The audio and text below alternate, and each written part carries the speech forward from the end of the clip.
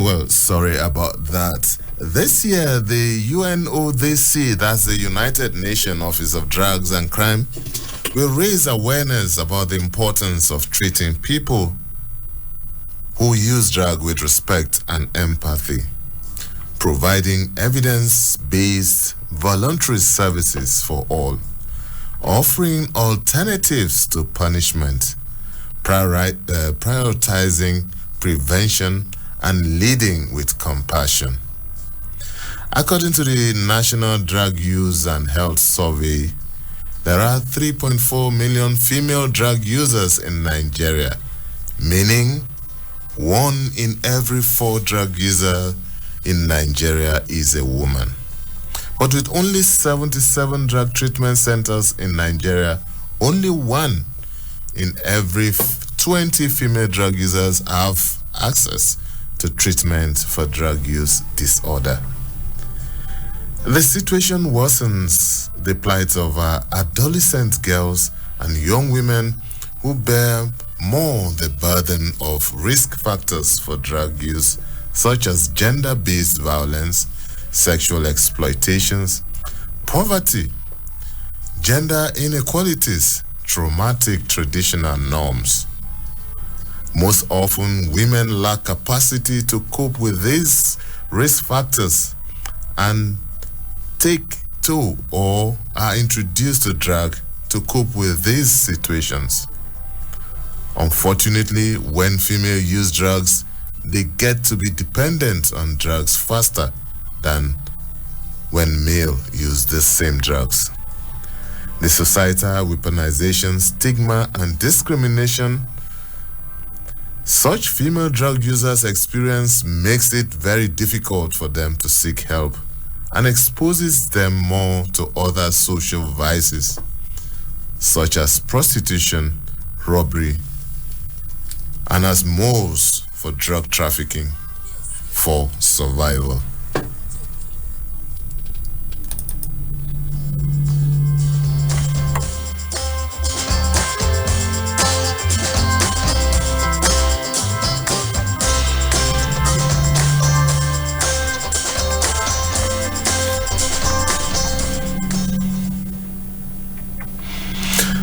Globally, nearly 50% of the female population in prison is due to drug trafficking, while many are trafficked for sexual exploitations in the quest for greener pastures. Gender-based violence is reportedly higher among women who use drugs, where the violence is not only perpetrated by intimate partners, but by service providers, acquaintances, and other role players within the societies. Some studies even show that women who use drugs have a 2 to 5 times higher prevalence of gender-based violence than women who do not use drugs. Considering the high youth population of the country, it is essential to engage in early interventions among young people, as evidence has shown that early intervention works. Based on this evidence, the United Nations Office of Drugs and Crime is seeking the cooperation of all.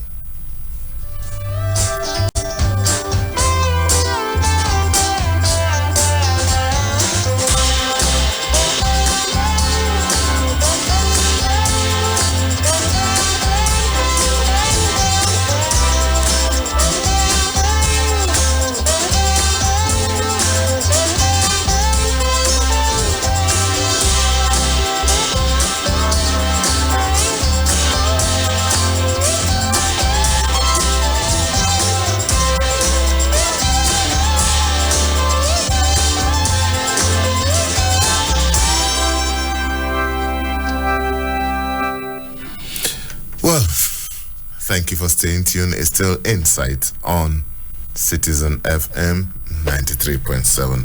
And as I've told you, it was really very important that we needed to give you that background information about the menace of this in our society and what, as a nation, we have really gone through.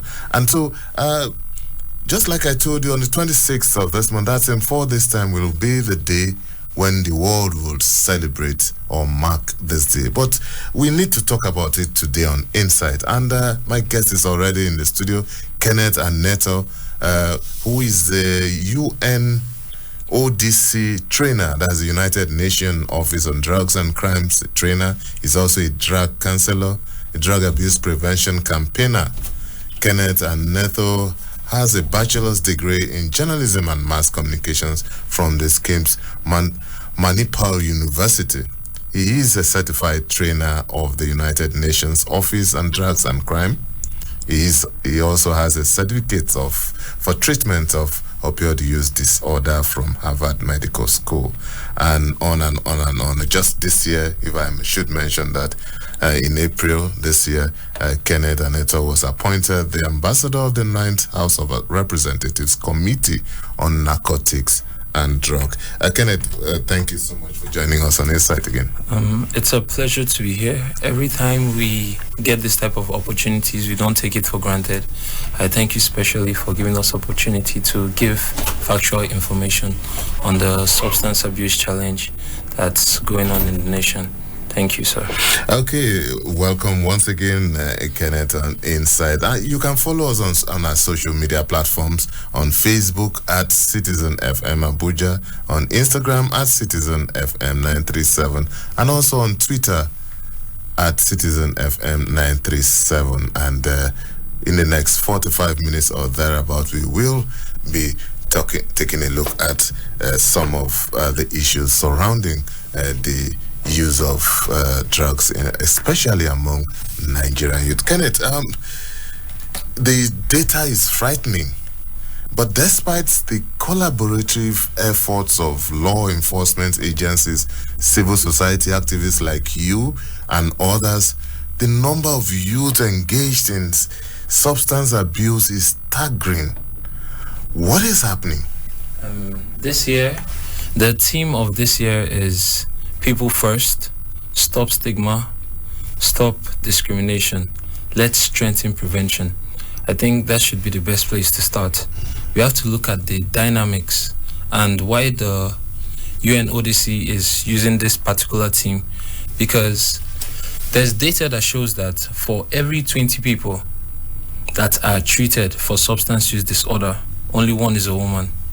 And the data lets us understand that there's a lot of discrimination that women in particular are facing, but it does not mean it's only peculiar to women. Okay, just a moment. We will take a short break, and when we return, the program will continue. Please stay tuned.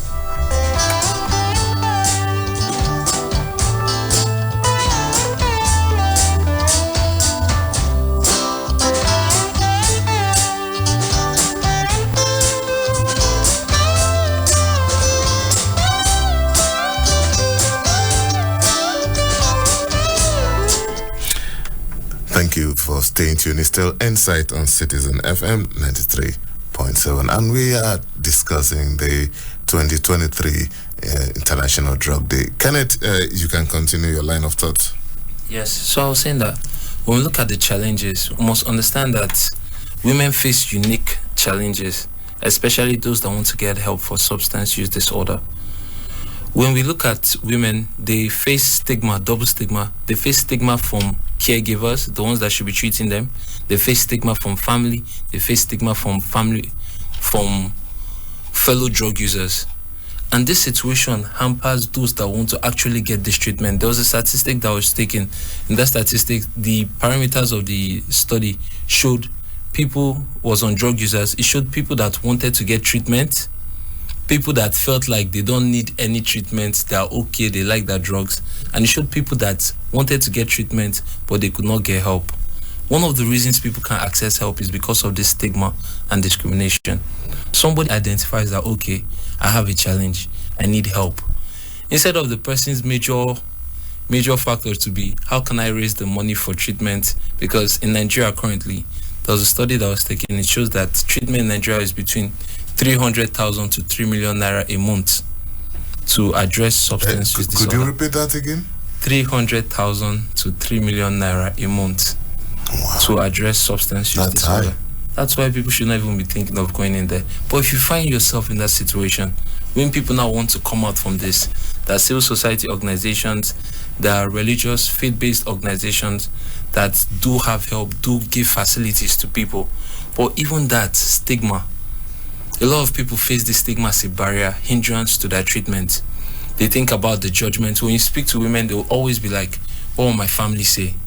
When they go to the treatment centers, they begin to meet nurses that have not been properly sensitized, meet healthcare workers that have not been properly sensitized on how to address this unique challenge that they have, and they face judgment and stigma. That fellow drug users too also give these women that particular judgment. So it's a hindrance. I believe in addressing these challenges, we need to begin to review policies. Our president, Asionju Ahmed Bola Tinubu, has appointed his SAs. They can get proactive. I believe the person on policy is Hajia Bala Usman, and she's a prolific person, a very massive profile. She could take a hinge to look at some of these policies, at least as this one is very pressing. Can we have policies in schools to address drug issues? In schools, of course, I've been here before. I shared my experience growing up, my challenges with drugs. Okay, Kenny, we'll come to that. Let's stick with some data. Recently, from the Office of the UN ODC, we saw that globally we have 26% increase in drug abuse since the last decade. But by 2023, by 2030, there's a projection that in Africa, there's going to be a 40% increase because of the youthful population. Yes. Now, that's frightening. Yes. Yes. Well, that's why we have to put these policies in place. How can we address it? Preventive measures. Government needs to go into this rehabilitation. That's the truth. Because somebody being charged between 300 to 3 million naira a month. You're in an indoor facility, you are 4 in a room, you are receiving treatment for substance use disorder, paying the amount. I was talking to someone from a journalist, and she was saying she had recommended somebody. She told me that if the parents didn't have that money, how's that person going to do? We need to create policies that can address this issue in secondary schools. If someone is caught with a drug, what are the measures that are taken? Are you just going to expel the person, push the person into the streets, or send the person to another place? We need to begin to look at the ways that we can help these ones that are actually doing the drugs. We can look at alternatives to incarceration. Will it always be anybody that is caught with any type of substance that the person is sent to prison to go and become harder? Can there be community service that can be created, giving the person 1,000 hours to do community service? Are there other things that can be put in place? Can we have measures in the education system? I know they already capture drug education in some subjects, but can we now have an intentional project in secondary schools that can begin to address this challenge? There are schools that will have done year-round programs on drug abuse as civil society organizations. We were trained, last year the UN ODC did a program, drug education, a unique program that can address the challenges of drug use in secondary schools, in primary schools. We need to go back to the cradle. We need to take these things very serious. If we can put up these policies and strengthen them, already there are programs that have been created with international efficacy that work. They have the Strengthening Families program by the UNODC. They have the drug education. They have DPTC sensitization for healthcare workers. They have TreatNet. That a lot of programs that we can just put in place to change the mindset of people. It's no more don't do drugs, you die. People are informed. But if you present people with the facts, most times they will make an informed decision. Kenneth, I remember that the last time you were on this show, you kept emphasizing that drug abuse is a public health challenge, yes, and not a criminal offense. But there are others who also say that there is a strong nexus between violent crimes and massive use of drugs. When you observe the data, I have data on when you look at the mind of someone that wants to commit a crime, are you sure that that person will be so dull as to use drugs when he wants to commit a crime? Are those the smart ones or the ones that are not caught? Let's just think about it. Let's be intentional about it. When someone wants to carry out a prolific crime? Is it always going to be the ones that are high, that can't coordinate themselves, that are doing those crime? Not usually always. And there's data there to prove it. But even when we look at this particular challenge, if you would ask police officers, the people that they actually get, the criminals that they actually get, they are drug users separately and they are criminals separately. A lot of criminals that sell drugs don't use their drugs. They just believe it's their business and they're getting money from these people are just there. And when you also look at when people are caught, another thing is that when they're intercepted, when there's a raid and they actually catch these people, it's actually hard to differentiate who is the drug user and who is the mastermind behind it. And at the end of the day, the mastermind might find a way to sort himself out, and the drug user might be the one that is put forward. So it will usually look like the drug user, the person that is drugged, the person that is high, is actually the one that is the dealer. But in fact, the dealer might have sorted himself out and left the person with substance use disorder as addicted to take the blame. That's why we are suggesting alternatives to incarceration. Observe this person. Sending him to prison, is that what is going to make him better? Or is he going to go there and become more tough, come out and be a menace to society? Or we can have alternatives. All right, Kenneth, we need to take a short break, and when we return, we will look at some other issues in detail as we look at the International Day for Drug Abuse today. My guest is Kenneth Aneta, who is a UNODC trainer and also a drug counselor. He's been helping us make sense of the celebration of the day. Insight will return in a moment. Please don't go away.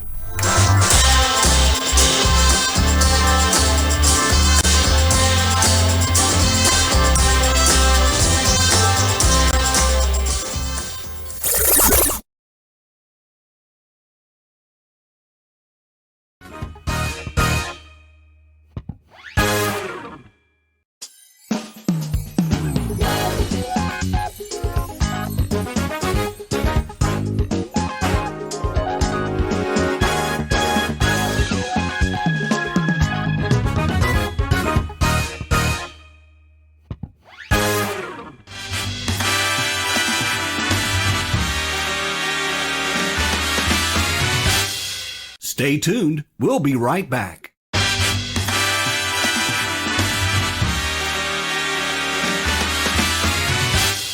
Stay tuned. We'll be right back.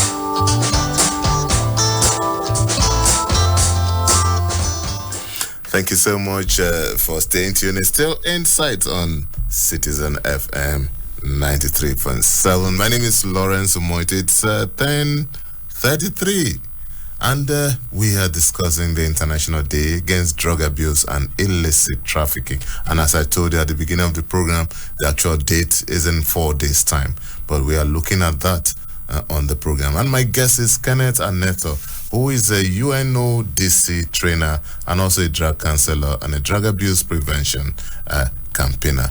You can join the discussion by following us on our social media platforms, on Facebook at Citizen FM Abuja, on Instagram at Citizen FM 937, and also on Twitter at Citizen FM 937. The phone lines are open now too.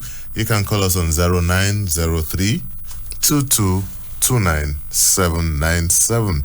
That's 0903 2297797 or 0818222205 or 0818222206. Any of the three numbers, let's talk. You can also send us a WhatsApp message and let's have your opinion on what we are discussing if you don't want to call. So let's go. Kenneth, thank you so much for staying tuned. Kenneth, I've discovered that over time, when people listen to programs like this, they talk about drug abuse, it looks abstract, it looks far-fetched, except you've had an encounter, personal encounter, or a family member, a friend. So it looks as if this thing is always far off and people don't really relate with it. Remember the last time you came, I tried to bring the message on by, weighing in on your experience, and just to help people who are listening to this know that this is real. Your experience in drug abuse was so devastating from your story the last time, but eventually you won. That's it, you won that battle. Help us understand again how a young and vibrant person could end up with addiction. Thank you for this opportunity. I would say that there are a lot of risk factors that can put a person in that situation. But starting from what you said, it's not really far off. Statistics show that for every 7 persons in Nigeria, 1 has used drugs in the last 1 year. That's high. So that means in our large families, let me not say nuclear family, let me say in your household, at least when you count 7 people, 1 person has used drugs. And when we define drugs, we're talking about any substance that can change the normal behavior of the body and mind, either man-made or natural occurring substance. So which captures alcohol, tobacco, cannabis, different types of medicines. All of them are still captured in definition of drugs. So people are abusing drugs. And you know the definition of drug abuse: using a drug without a doctor's prescription, or using it different from the way it was prescribed, or using a drug that is illegal in the country or territory where you are using that drug. So I believe that people are just choosing to be ignorant because everybody has suspicion. People notice the changes, people notice the behavioral changes. But there are a lot of, coming back to where you ended with, there are a lot of things that could push a person into drug usage. And apart from the most common one, which is usually peer pressure, peer influence, trying to match. There was a course that we took in Harvard Medical School. It was called the Neurology of Addiction. And the professors proposed the theory that if a person comes from a family that they use drugs, when a person uses drugs, substance use disorder is a chronic relapsing brain disorder that is characterized by a person going after and using a particular drug of choice, regardless of how it affects him, his family, and his immediate environment. So when the person uses that drug, it damages a part of the person's brain. And our studies of genes shows us that some traits can be transferred to another generation in such a manner that when that thing is transferred to another generation, the person has that part of the brain with a challenge. And when the person comes in contact with that particular drug that someone in that family, either their father, their grandfather had used before, the person is more susceptible to being addicted or enjoying that particular drug. Of course, we understand that we have heard of people that say, this is the family that are alcoholics. The grandfather was an alcoholic. The father is alcoholic. See the son now. So those give validity to the theory that our professors proposed to us in that study. All right, the lines are still open because I can see some flashes here. 0903 2229797. You can also call us on 0818 2222205 or 0818 2222206. Any of those numbers, you can call us now. You can also send us a WhatsApp message on any of those numbers. Kenneth, when you say 1 in every 7 members of the household is likely to be abusing substance, that's scary for a lot of people. So what are the telltale signs? How can I know, for example, that my son or my daughter is involved in this? What are the things, giveaway signs? Let me use my previous experience as an example before I now use other ones. Because the person would feel guilty. Naturally, he knows he's doing the wrong thing, especially since you said your son or your daughter. So I know you are targeting a particular people that you want them to be informed, which are parents. The children would feel guilty because they know they're doing the wrong thing. So your son or your daughter that would usually come back from school, I want to hug you, I want to come close to you, the son will probably feel that you would notice the changes. So the person that was always coming to you will be more withdrawn. These are just to, this is not like anybody that is withdrawing from you, it's because the person is using drug, but it is worth looking into if your son that was always close to you starts to withdraw. Also, the person would always want to be covered. The person might want his eyes covered, glasses every time. Person would always want a hoodie, always want a cap. The person will start to avoid direct eye contact because the conscience of the person is being weighed. Person will not want direct eye contact, anything that will put you with the person like this so you can see their face or anything. Person will always avoid that. Then money. What are you doing with money? Because most drugs are not cheap. I don't know the prices now.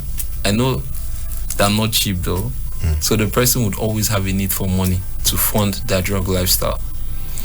And if you begin to observe things are missing in the house, this is missing, where is this, what did you do with it? I left it in my friend's house. Okay, go and bring it. What did you do with this? I left it here, go and bring it. Nothing is coming up. I need money for this, The person might also have another lifestyle. If it's a young man, he might have another lifestyle he's following. If it's a young girl, she might be having another lifestyle. But it's worth observing. Also, begin to watch the company that the person keeps, because the company would say a lot about the person. It's not obvious that if the person is keeping company, the person would be influenced, but it's worth observing. But when you begin to see the thread, all these threads, all this one of things I'm saying, that they are aligning, begin to notice. Let me still continue.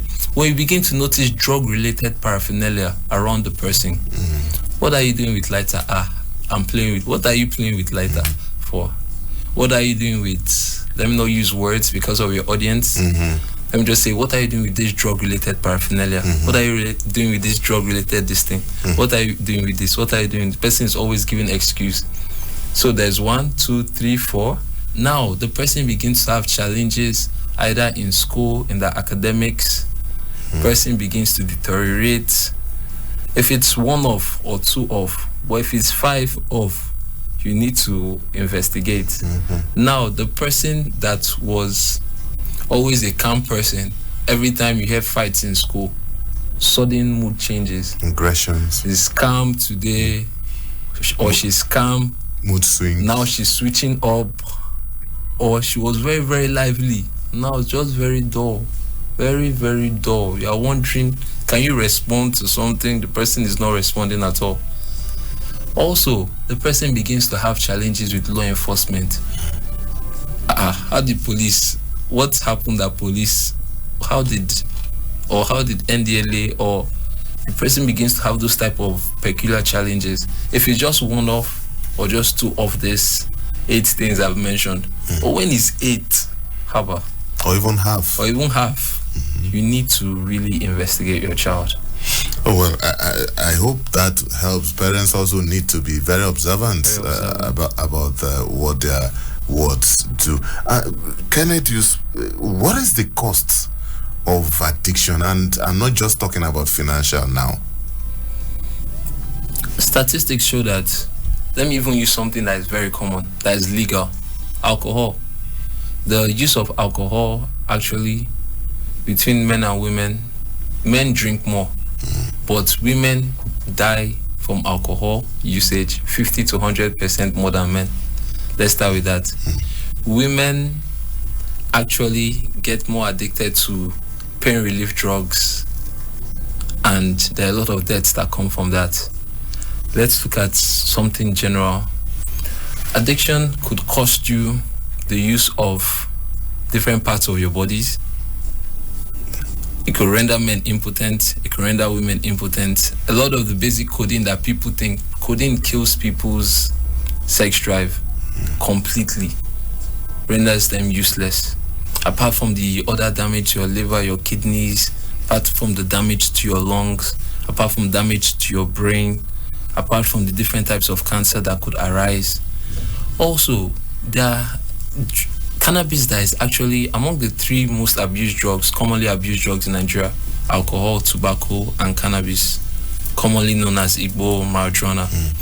Cannabis is actually closely related to schizophrenia. Like, it can cause schizophrenia in people.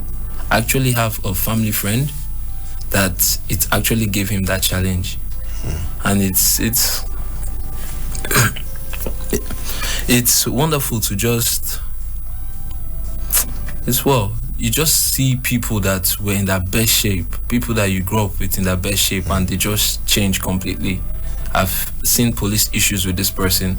I've seen this person that was a very smart person become irrational, become violent, and even unpredictable. Everybody has left the person, and we have to keep reaching out. But also, I've seen people that went down this tunnel so hard, but they still came out. I've seen people that were skinny. They went down, they were skinny, and became so slim and skinny, and at the end of the day, they came fat again, and it looked like it was a new them. I followed mothers to go and celebrate birthdays of children that used to do drugs and now are clean. I followed mothers to go and bury their children. I've been called 3 a.m. in the midnight. Can you come and identify this person? So why would someone ever put themselves in that situation? A lot of people, drugs could push them to the edge of suicide. A lot of families, they already have those tendencies, those suicidal tendencies.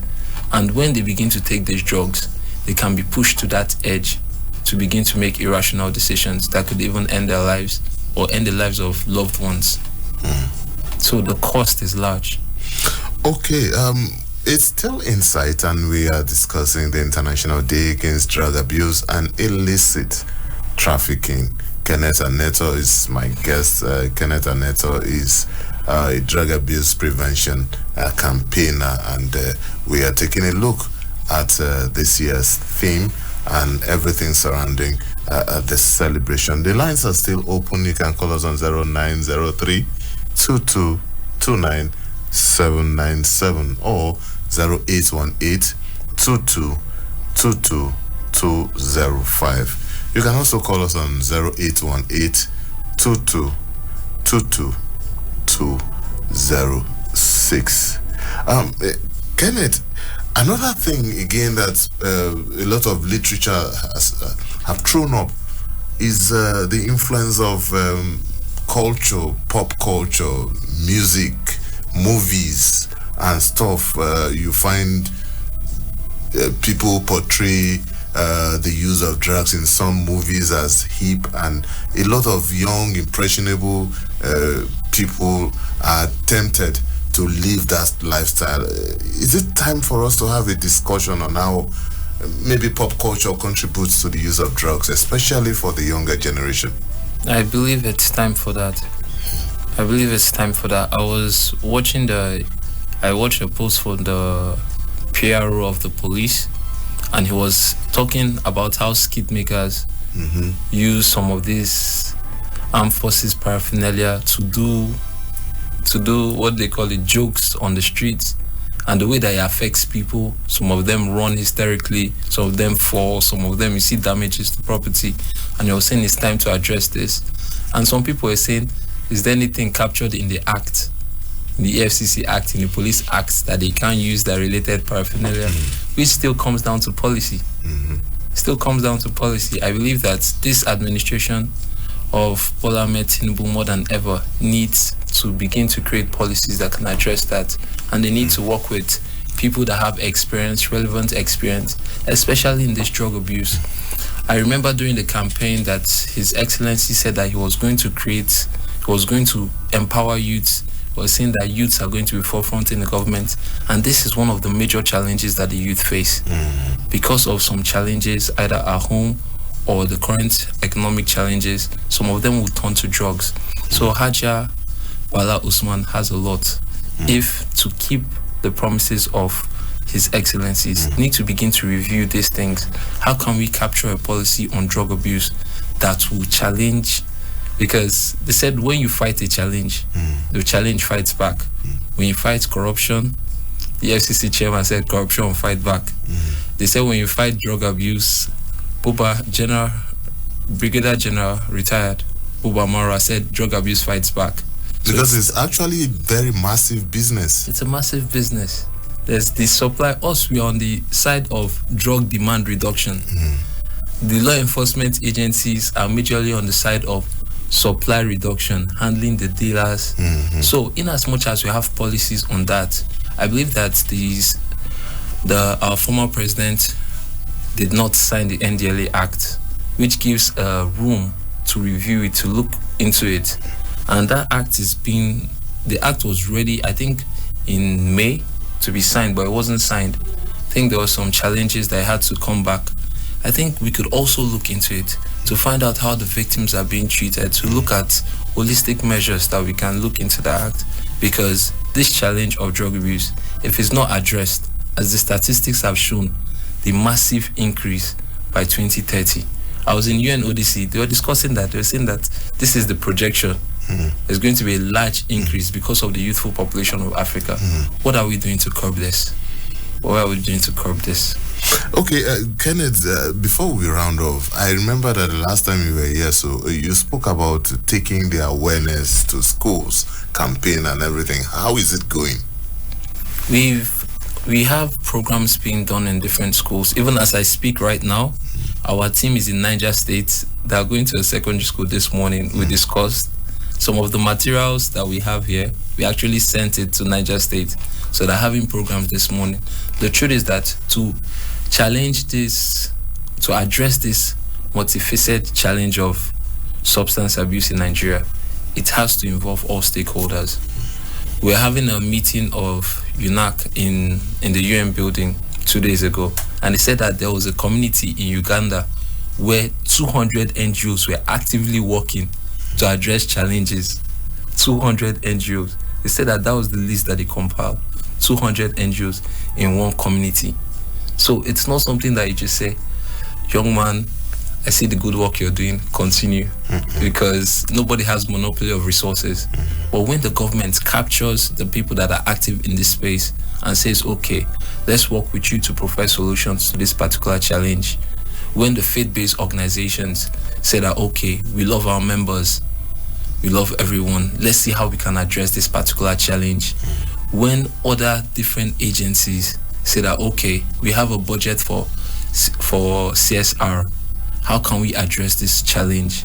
We will see that we begin to make impact. We'll see that those projections that were done will be mitigated. We'll see that this challenge of drug abuse that is going to threaten the youths of the future, which are the adults of the future, which are the fathers of the future, that we are going to cut this vicious cycle and make a positive change for this nation.